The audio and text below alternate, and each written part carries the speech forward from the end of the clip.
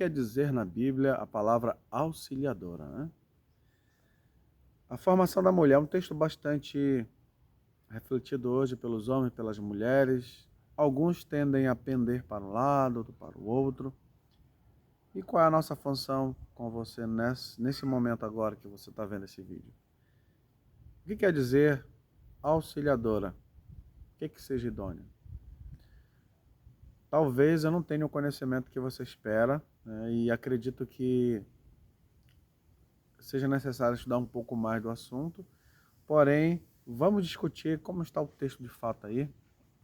Não temos um conhecimento aprofundado da nossa língua portuguesa, não temos um conhecimento bem enraizado com a língua hebraica, mas vamos arranhar bem suave aos seus ouvidos com relação a esse assunto. Seja bem-vindo ao nosso canal, muito obrigado por sua companhia. E vamos estudar com você a palavra de Deus. Está aqui minha Bíblia aqui no lado. Você não está vendo, agora você está vendo. O texto para a nossa reflexão está lá em Gênesis capítulo 2. Há muitas discussões com relação ao homem e à mulher. O homem foi criado primeiro, a mulher foi depois. Isso aí é bem claro. Mas quando é que foi que a mulher foi criada? Foi no sexto dia? Na minha sincera opinião, tá muito aberto a mudanças. O texto não parece que a mulher foi feita no sexto dia, foi feita depois. Ok? Talvez falta de uma essência infantil de uma criança que precisa, né, confiar, como está escrito. Mas você lendo o texto ali, você percebe que a impressão que dá um tempo muito grande, né? E tudo bem que Deus ele mandou as coisas acontecerem de maneira muito rápida, mas o homem ele ficou muito tempo refletindo ali sobre os animais, sobre as suas aparências, sobre os detalhes do corpo ali, as suas semelhanças, né, que foram casando ali. E naquele momento ele percebeu que ele não tinha alguém com suas características. Aí que entra Deus em ação. E quanto tempo durou isso aí? Se ele nasceu no sexto dia, será que ele teve tempo suficiente para refletir sobre essa incongruência dele com os animais? Essa é uma reflexão que podemos fazer hoje, nesse momento. Diz assim, verso 18, diz mais o Senhor Deus, não é bom que o homem esteja só. Far-lhe uma auxiliadora que lhe seja idônea. No contexto, e lendo o texto literalmente como está, sem nenhuma forçação de barra, você lendo o texto como está limpo, sem consultar um dicionário, etc e tal, o texto é muito claro em dizer que o homem está ali, ele percebeu que não tinha ninguém igual a ele. E Deus, na sua infinita misericórdia, já sabia disso. Ele é onisciente, onipresente, onipotente, então ele já sabe. Quando ele planeja construir alguma coisa, ele já sabe que vai haver necessidade de outras coisas. Não, vou fazer isso aqui para com certeza vai dar isso. Eu vou construir isso aqui, vai precisar disso. Quem é construído como eu, você pensa, poxa, esse criador ele pensou nos mínimos detalhes. Se muitas vezes há seres humanos muito detalhistas que pensam todos os detalhes, ele de repente esquece de alguns, mas Deus não esquece jamais dos detalhes. Ele promoveu, né? Inclusive a mulher. Foi um detalhe que muito especial.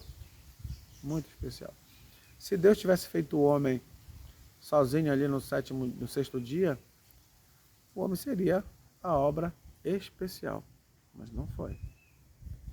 Ele colocou mais uma vez um ponto final da criatura. A última criatura a ser criada foi a mulher. E agora ela poderia ser considerada a especial. Mas eu não vou destacar esse ponto, né? Porque Deus ele finaliza a sua obra criadora com chave de ouro criando o sábado. Mas esse é um outro ponto para a nossa discussão.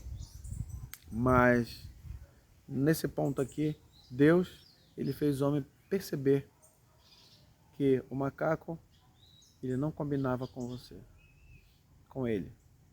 Ele já sabia que tinha o macaco e a macaca. Esse é um assunto também que surge na minha mente agora, nesse exato momento, para nossa reflexão também. Deus ele criou todos os animais até o 6º dia. Ele só criou o par. É um assunto para nossa reflexão, né? Ele criou vários macacos, né? Vários pares. Isso eu não posso lhe afirmar, mas eu quero acreditar que sim, que Deus ele criou um par só para cada um. Porque ele não pensou, se de repente morrer um, tem um outro, não. Ele um par só.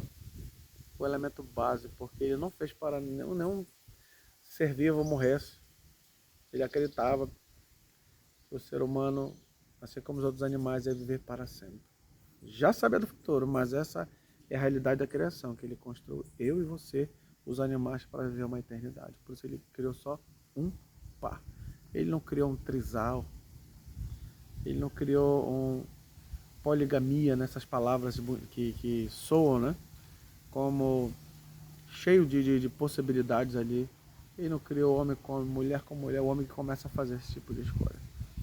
Deus ele fez uma pessoa, um ser, que poderia se auxiliar a ele e que seja compatível com ele. Ele não criou um ser ali diferente, que seria compatível com as suas necessidades. Interessante que ao olhar nosso, talvez ocidental, talvez com um pensamento muito lá na frente, a gente não sabe o pensamento de quem escreve, alguns de nós podemos pensar que a mulher foi feita para ser uma empregada, alguém para estar sendo zelando, auxiliando, né? E não é bem assim.